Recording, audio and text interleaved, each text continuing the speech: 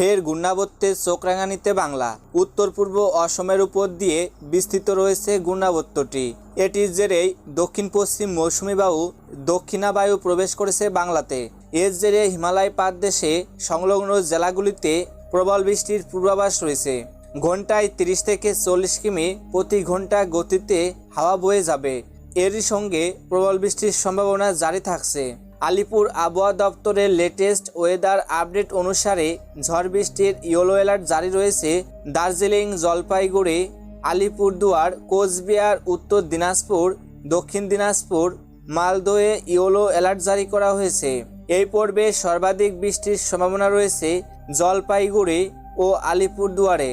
আইএমডির কলকাতার পূর্বাভাস অনুসারে 7 থেকে 11 সেন্টিমিটার পর্যন্ত বৃষ্টি হতে পারে।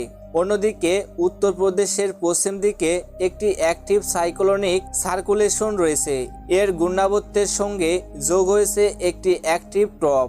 এর ফলে ফের আরেকবার গাঙ্গে পশ্চিমবঙ্গের সবকটি জেলায় জোরো হাওয়া সহ বজ্র বিদ্যুৎ সহ বিক্ষিপ্ত বৃষ্টির সম্ভাবনা রয়েছে। আইএমডির ওয়েদার আপডেট অনুসারে ফের আরেকবার ঝড় বৃষ্টির পূর্বাভাস দিয়েছে। ইয়েলো অ্যালার্ট অনুসারে কলকাতা, হাওড়া, হুগলি সহ গাঙ্গে পশ্চিমবঙ্গের প্রতিটি জেলাতেই ভারী ঝড় বৃষ্টির পূর্বাভাস রয়েছে। একদিকে স্বয়ংক্রিয় মৌসুমী বায়ুর জন্য বাতাসে প্রচুর পরিমাণে জলীয় বাষ্প ঢুকছে, পাশাপাশি তাপমাত্রা বৃদ্ধির কারণে দক্ষিণবঙ্গের সব জেলাগুলিতেই প্রবল অস্বস্তি জারি রয়েছে। আগামী 6 তারিখ পর্যন্ত রোজই ঝড় বৃষ্টির পূর্বাভাস দিচ্ছে আলিপুর আবহাওয়া দপ্তর। কলকাতা, হাওড়া, হুগলি, উত্তর 24 পরগনা, দক্ষিণ 24 পরগনা, পূর্ব মেদিনীপুর, পশ্চিম মেদিনীপুর, ঝাড়গ্রাম, পুরুলিয়া, বাঁকুড়া, পূর্ব বর্ধমান, পশ্চিম বর্ধমান, বীরভূম, মুর্শিদাবাদ, নদিয়াতে ইয়েলো অ্যালার্ট জারি হয়েছে। আজ মঙ্গলবার পশ্চিমবঙ্গের একাধিক জেলায় ভারী বৃষ্টির সতর্কতা।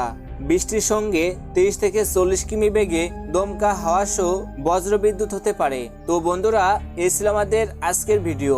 এমনই সব লেটেস্ট খবরের আপডেট সবার প্রথমে পেতে হলে অবশ্যই চ্যানেলটিকে সাবস্ক্রাইব করে পাশে থাকবেন। সকলেই ভালো থাকবেন, সুস্থ থাকবেন। ধন্যবাদ।